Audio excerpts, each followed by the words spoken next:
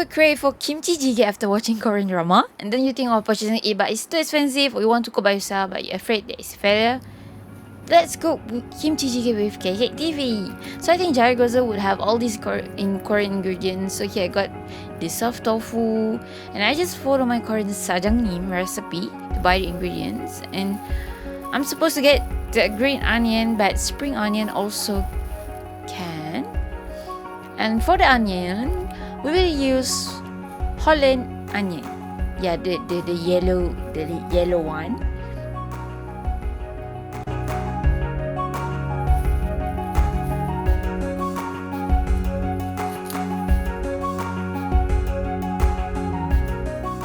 And of course, kimchi jjigae, the most important ingredient, the kimchi. Yes. There are so many options. There are so many types of kimchi, and I'm not sure which one is suitable actually. So I grab all. So don't follow me, guys. One bag is about 24 ringgit already. Yeah, you have this radish kimchi or pogi kimchi. So I ask my boss later. So this one I'm not sure. Just buy one gochujang. And apparently Korean doesn't like the chunky tuna, and this brand is their favorite. So if you are a Muslim, you can try this. If you want to buy, check out the link in bio. So here, let's go. Because I bought too many kimchi. You want me to explain the difference? If yes, leave the comment below, okay? So we'll be using this pogi kimchi. It's a whole cabbage. Ingredients: soft tofu, cut it as big as this, and the half of Holland onion and spring onion, chop it down. And then don't forget the gochugaru. Yes, not gochujang, I'm wrong just now. Get the red chili flakes, and then for the additional flavor, the shrimp sauce and fish sauce. Shrimp sauce is actually chinchalo. And then first thing first, you get the juice from the kimchi. For store-bought kimchi like this is actually not fermented enough. Not enough sour lah. So as Malaysian is already hot, so we need to keep outside for at least half a day. And then you need to cut the kimchi in bite sizes like this.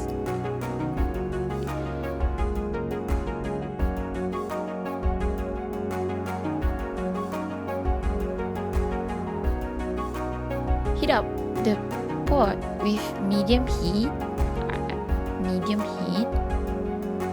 We are using a Panasonic induction cooker here. And then you need to get the oil from the tuna, but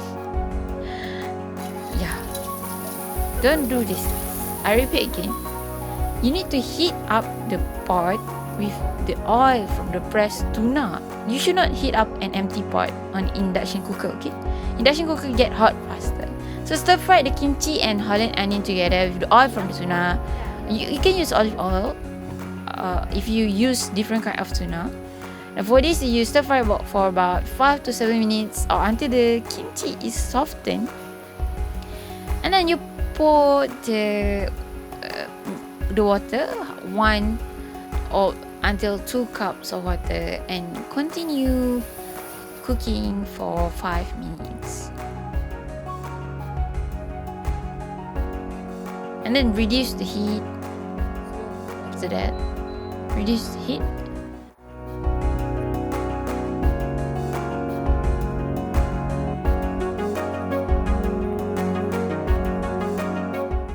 And cover the pot and let it boil for about 10 until 15 minutes more.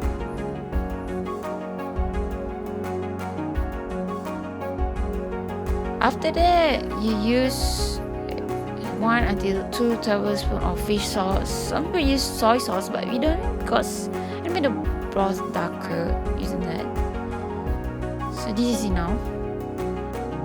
And use anchovy paste or this cube also can, but this is only optional, okay?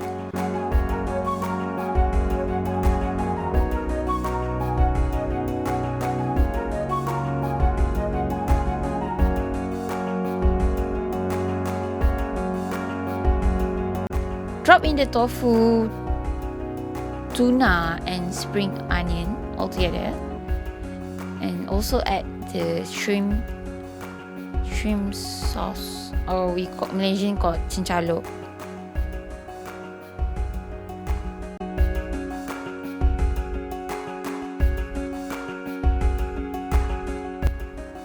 Close the lid and let it boil until the tofu is cooked for about 5 minutes more.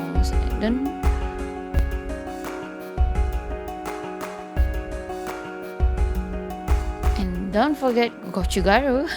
This is what will make the broth red, but the spiciness is mild only. You can add chili padi for added spiciness.